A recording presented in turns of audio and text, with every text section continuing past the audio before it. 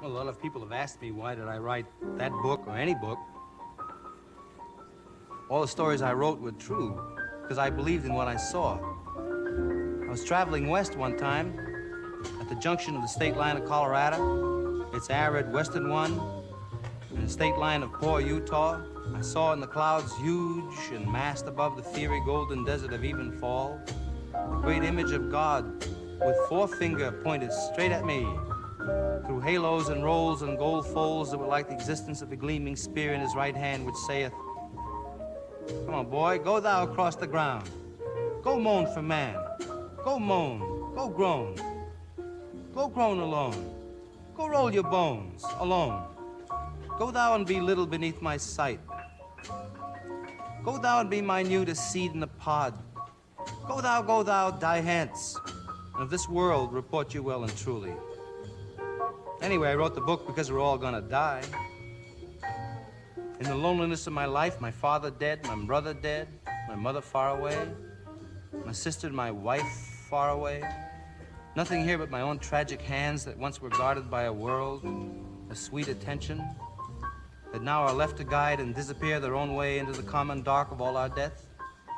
Sleeping in me raw bed alone and stupid, with just this one pride and consolation. My heart broke in the general despair and opened up inwards to the Lord. I made a supplication in this dream.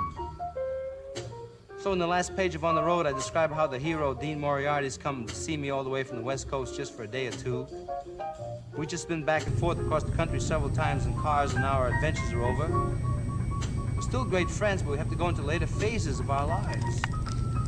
So there he goes, Dean Moriarty, ragged in a moth-eaten overcoat he brought specially for the freezing temperatures of the East, walking off alone, and last I saw him, he rounded the corner of 7th Avenue, eyes on the street ahead, and bent to it again. Gone. So, in America, when the sun goes down, and I sit on the old broken-down river pier watching the long, long skies over New Jersey, and sense all that raw land that rolls in one unbelievable huge bulge over to the West Coast, and all that road going, and all the people dreaming in the immensity of it. In Iowa, I know by now that children must be crying in the land where they let the children cry. And tonight the stars will be out, and don't you know that God is Pooh Bear? The evening star must be drooping and shedding her sparkler dims on the prairie, which is just before the coming of complete night that blesses the earth, darkens all the rivers, cups the peaks, and folds the final shore in. Nobody knows what's going to happen to anybody besides the forlorn rags of growing old. Think of Dean Moriarty, I even think of old Dean Moriarty, the father we never found.